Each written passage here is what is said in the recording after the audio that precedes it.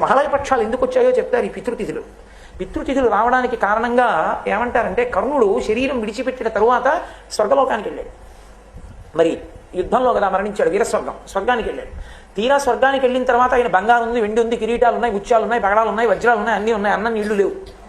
ఆయన అన్నాడు, అదేమిటి అవి రెండు ఎందుకు లేవు అన్నాడు. నువ్వు అవి ఎప్పుడూ ఇవ్వలేదు ఎవరికి, కాబట్టి లేవన్నాడు. ఇవి ఇచ్చావు, ఉన్నాయి అనంతంగా. అంటే ఆయన అన్నాడు, నాకు చెయ్యడానికి ఎవడు లేడు.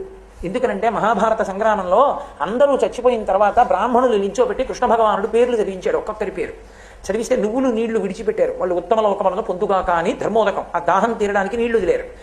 వదిలితే అందరి పేర్లు చదివితే ఒక్కొక్క పేరు చదివితే మావాడే అని ధృతరాష్ట్రుడు తెలివాడు, మావాడే అని ధర్మరాజు తెలివాడు. కర్ణుడు అన్నారు, మావాడు కాడన్నాడు ధృతరాష్ట్రుడు, మావాడు కాడన్నాడు ధర్మరాజు. నువ్వులు నీళ్ళకి నోచుకోని వాడు కర్ణుడు. అప్పుడు ఉండలేకపోయింది ఇంకా కుంతీదేవి, ఏడుస్తూ వచ్చి నిజం చెప్పింది. ఆయన నా పెద్ద కొడుకు ధర్మరాజా, నీ అన్నగారు నువ్వు విడిచిపెట్టావు.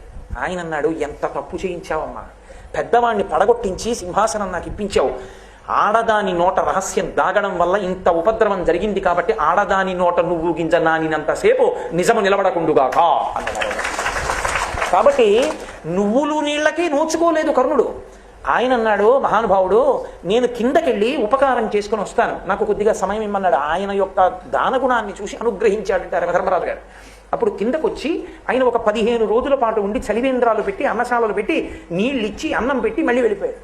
వెళ్ళిపోయినప్పుడు యమధర్మరాజు గారు, నువ్వు ఇచ్చావు కాబట్టి ఇప్పుడు నీకు ఇస్తున్నాను అన్నాడు. అంటే ఆయన అన్నాడు, చేసుకోకుండా వెళ్ళిపోయిన వాడిని నేనే కాదు, చాలా మంది ఉన్నారు ఈ లోకంలో, వాళ్ళందరూ కూడా వెళ్ళిపోయిన తర్వాత బాధపడాలిగా.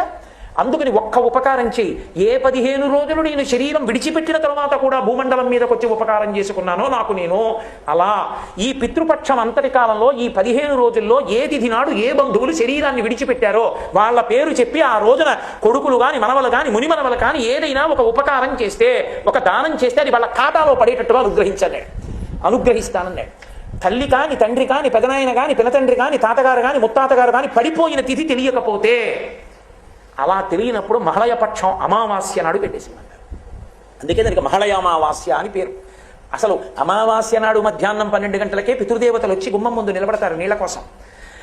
మహళయ అమావాస్య నాడు ఎవరి పేరు మీకు తెలియకపోయినా, మా తాతగారు ఎప్పుడు పడిపోయారో నాకు తెలియకపోయినా, ముత్తాతగారు ఎప్పుడు పడిపోయారో నాకు తెలియకపోయినా, నేను ఒక్కసారి మా పెద్దలందరినీ స్మరించి అమావాస్య నాడు స్వయం పాకం ఇచ్చాను అనుకోండి, అమావాస్య నాడు ద్రవ్యం ఇచ్చాను అనుకోండి, అమావాస్య నాడు ఉదకధార విడిచిపెట్టాను అనుకోండి, విడిచిపెడితే అది బంధువులందరికీ చెందుతుంది.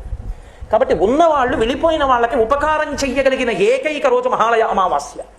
ఆ పితృపక్షంలో ఈ రోజు చెయ్యాలి.